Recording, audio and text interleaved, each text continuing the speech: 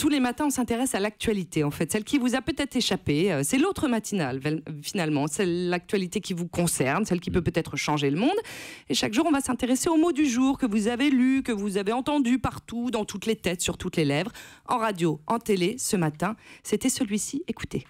La popularité d'Emmanuel Macron continue de chuter selon le dernier baromètre IFOP. La cote de popularité du chef de l'État est en chute libre. Une chute sans précédent. Sa forte chute de popularité. Sa cote de popularité connaît une chute spectaculaire. Chute, c'est donc le mot du jour, la chute du président Emmanuel Macron. Il a perdu...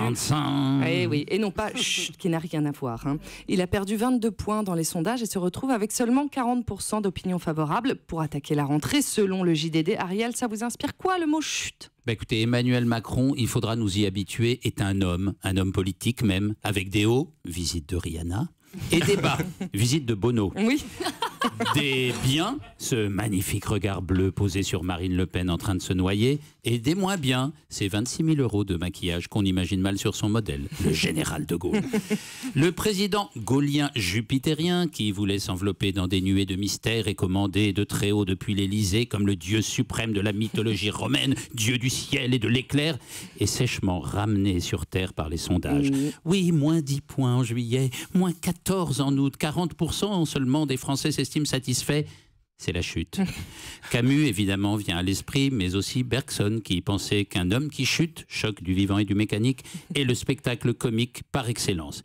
Mais ça n'excite même plus les éditorialistes, je ne sais pas si vous avez vu. Pourquoi ? Parce que être président, c'est fondamentalement être impopulaire. C'est devenu comme ça, la popularité. On laisse ça à Mimi Mati.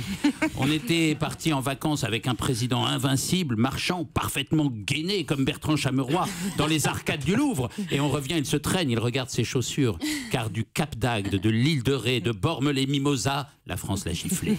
Comme Adam, mais pas à cause de sa femme, qui réalise les meilleures ventes de elle depuis 10 ans.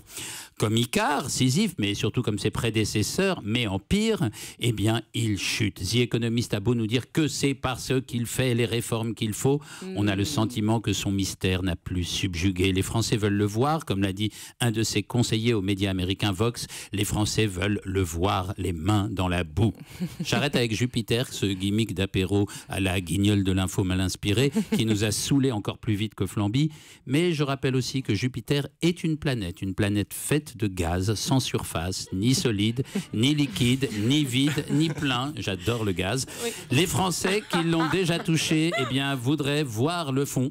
En attendant, ils râlent, ce qui est un des signes les plus sûrs avec la décoloration de Daphné de la rentrée. Mais non, mais très bien, merci Ariel. Ah oui.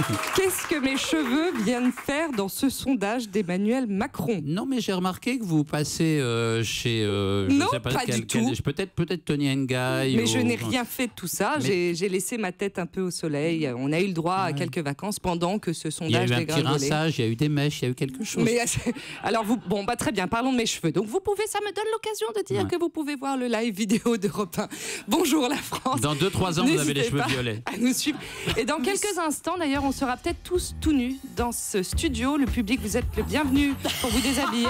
On vous expliquera avec le reportage de Matou Terrier dans un instant. Eh bien, on se retrouve dans quelques minutes dans Bonjour la France, en direct sur Europe 1.